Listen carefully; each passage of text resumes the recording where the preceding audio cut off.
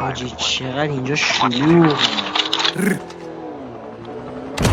یه زمان کف شهر نبود فورگان مست بودم حمله کردم به دوستام ولو کار میدم و بچه ها گوسپام بر جای بحث رب بود من اونجام پیشم نموندن دوستای قدیمیم چون من بر زدم با دوست صمیمیم ترکیه خودمون مریضیم عکسمون همه جا انگاری شهیدیم مامان هر شب برام میکرد گریه میکنیم دیری لست میریم لیله کسی رو من نکردم تو را پله ولی رفا ازم شدم مله گنگ نمیشی با لباس چیریکید نه خودت نه کل تیم فریکید بدو بیا ببین نسخت کی پیچید رپون بودم حتی تو کلینیک بیشتر گوش بده باز کن چشمات اصل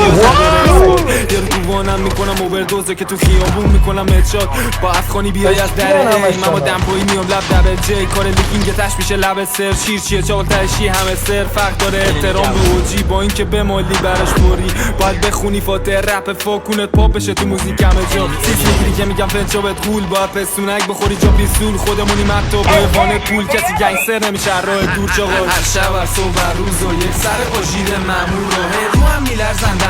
چون تو خوده پر صندوقو هر شب هر صبح هر روز و یک سر آژیر مامورو رو هم میلرزن دندونو چون تو خوده پر صندوقو هر شب هر صبح هر روز و یک سر آژیر مامورو رو هم میلرزن دندونو چون تو خوده پر صندوقو هر شب هر صبح هر روز و یک سر آژیر مامورو رو هم میلرزن دندونو چون تو خوده پر صندوقو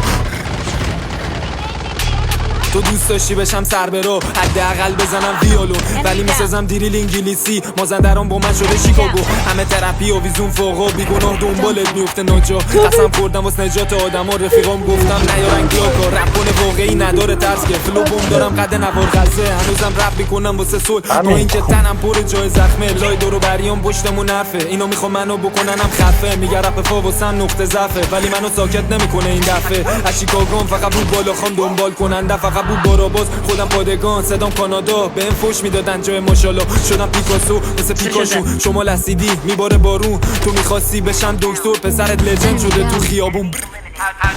هر شب هر صبح هر روز و یک سر آژیر مامورو رو هم میلرزن دندونو چون تو خوده پر صندوقو هر شب هر صبح هر روز و یک سر آژیر مامورو رو هم میلرزن دندونو چون تو خوده پر صندوقو